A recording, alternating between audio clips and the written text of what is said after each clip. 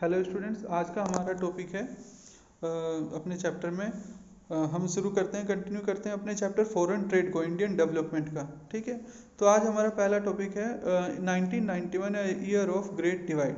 देखिए, foreign trade को जब भी हम कभी स्टडी करते हैं तो हम 1991 को जो है ईयर ऑफ डिवाइड बोलते हैं। इसके कुछ रीजंस है। पहला रीज़न तो ये है कि 1991 से पहले या 90 से पहले जो है हम रिलाई करते थे इनवर्ड लुकिंग वेट वाइल हम जो है रिलाई करते थे इनवर्ड लुकिंग स्ट्रैटेजी के ऊपर, ट्रेड स्ट्रैटेजी के ऊपर, जिसमें हम अपनी लोकल इकोनॉमी को प्रोटेक्ट करते थे फॉरेन कंपटीशन से। यानी कि हम रेस्ट ऑफ द वर्ल्ड से डील करना ज़्यादा पसंद करते नहीं थे। लेकिन 1991 के बाद हमने अपने जो पॉलिसी है वो शिफ्ट किया है स्ट्रैटेजी, और एक्सपोर्ट प्रमोशन के नाम से जाना जाता है कि जब हमने अपने इंपोर्ट एक्सपोर्ट को रेस्ट ऑफ द वर्ल्ड के लिए, रेस्ट ऑफ द इकोनॉमी के लिए खोल दिया।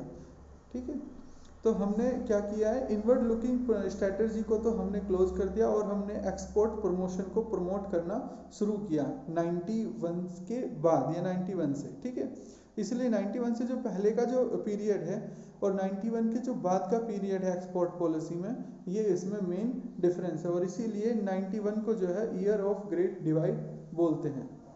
इसका रिजल्ट ये रहा है कि हमारी जो वॉल्यूम ऑफ ट्रेड है, वॉल्यूम ऑफ ट्रेड का मीनिंग है द क्वांटिटी ऑफ ट्रेड, वो जो amount of quantity of trade थी उसमें हमारा काफ़ी इंक्रीज देखने को मिला।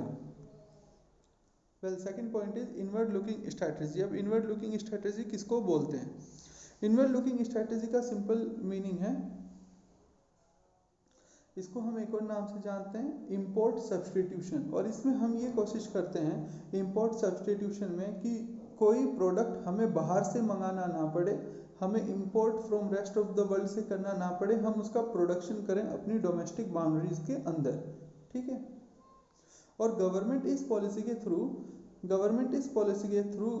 डोमेस्टिक इंडस्ट्री को प्रोटेक्ट करती है इंटरनेशनल कॉम्पिटिशन से। ठीक है, हम जो है वॉल्यूम ऑफ इंपोर्ट, जो इंपोर्ट क्वांटिटी इंपोर्टेड है उसकी अमाउंट को रेस्ट्रिक्ट कर देते हैं ये पॉलिसी लगाकर, और जो पैसा हमारा बचता है वो पैसा हम उन प्लांट एंड मशीनरीज को बनाने में लगाते हैं जो कि हमारे यहाँ पर डोमेस्टिक प्रोडक्शन कर सके।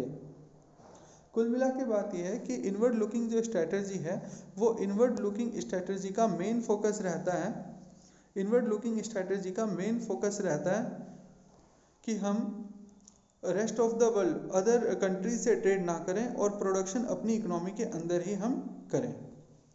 Now next point is form of production. There are two ways to protect our domestic industry from the foreign competition. One is known as tariff and other one is known as quota. Well, tariff simply is the duty. जो भी हमारी economy के अंदर सामान आता है import होकर, उसके ऊपर हम टैक्स लगा देते हैं जिससे उसका प्राइस बढ़ जाता है। ठीक है, इसे हम बोलते हैं टैरिफ। और कोटा का मतलब सिंपल ये है कि जो सामान हमारी इकोनॉमी के अंदर आ रहा है हम उसकी एक क्वांटिटी फिक्स कर देते हैं कि उस क्वांटिटी से ज़्यादा हमारी इकोनॉमी में नहीं आएगा। देखिए, इन दोनों से ही जो है हम अपनी डोमेस्टिक इंडस्ट्री को प्रोटेक्ट करते हैं। इस पॉलिसी के जो है कुछ गुड इम्पैक्ट हुए हैं और कुछ बैड इम्पैक्ट हुए हैं हमारी डोमेस्टिक इंडस्ट्री के लिए। तो आइए पढ़ते हैं सबसे पहले गुड इम्पैक्ट। गुड इम्पैक्ट ये है कि हमारी जो इंडस्ट्रियलाइजेशन का जो ग्रोथ रेट है उसमें हमें काफ़ी इंक्रीज देखने को मिला। अगर हम बात करें 1951 की तो हमारी इंडस्ट्रियल ग्रोथ केवल 12% थी, लेकिन 1991 में ये करीब 25% हो गई जब हमने इनवर्ड लुकिंग पॉलिसी को शिफ्ट किया। Structural transfer mean the percentage share of industrial sector in GDP. एक मैं यहाँ पे बात आपको बता देता हूँ, यहाँ पर 1991 में जो ये 25% आया हुआ है ये इनवर्ड पॉलिसी का ही रिजल्ट है।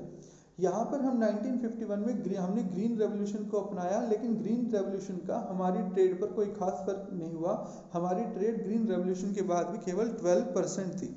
इसका मेन रीज़न ये था कि ग्रीन रेवोल्यूशन में ने एग्रीकल्चर प्रोडक्ट को बढ़ाया, ना कि इंडस्ट्रियल प्रोडक्ट को। ठीक है, 91 तक आते आते जब हमने इनवर्ड लुकिंग पॉलिसी को अपनाया तो इससे हमारे यहाँ पे इंडस्ट्री डेवलप हुई, और जिससे कि हमारी जो है फॉरेन ट्रेड, हमारा जो है स्ट्रक्चरल ट्रांसफर भी जीडीपी की ग्रोथ में परसेंटेज शेयर इंक्रीज हुआ।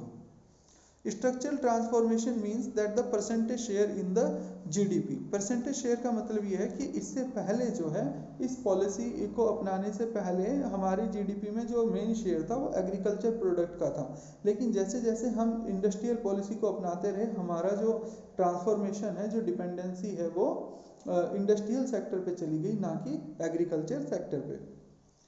Second point is diversification of industrial growth. देखिए इंडस्ट्रीज में जो है पहले हमें केवल कुछ ही सामान देखने को मिलते हैं। अगर हम ऑटोमोबाइल की बात करें तो हमारे पास केवल एक या दो ही एग्जाम्पल थे ऑटोमोबाइल सेक्टर में। अगर हम इलेक्ट्रॉनिक आइटम्स की बात करें तो उसमें भी हमारे पास इतने वेराइटी ऑफ प्रोडक्ट अवेलेबल नहीं थे, लेकिन इंडस्ट्रियल जैसे ग्रोथ हुई उसमें हमारे कई सारे ऑप्शंस खुले प्रोडक्शन के, और उस प्रोडक्शन के बाद हमने कई वेराइटी ऑफ प्रोडक्ट हमारे मार्केट में अवेलेबल हुए। Third point is opportunity for investment. देखिए जो स्मॉल स्केल इंडस्ट्री में इन्वेस्ट करना चाहते थे, जिनके पास बड़ी कैपिटल नहीं थी, उनके लिए ये पॉलिसी एक बूम साबित हुई, ठीक है, और इससे जो है उन्होंने काफ़ी इन्वेस्टमेंट को बढ़ावा मिला। Next one is the bad impact of inward looking strategy on domestic industry. पहला जो बैड इम्पैक्ट है वो है कि जो हमारी गवर्नमेंट सेक्टर है, उस गवर्नमेंट सेक्टर की मोनोपोली चलने लगी।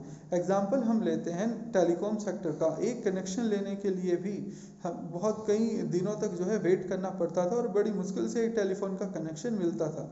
जब ये प्राइवेट सेक्टर आया है इस सेक्टर में, पब्लिक सेक्टर के बाद, तो हमें आसानी से एक कनेक्शन कुछ ही दिनों में मिल जाता है।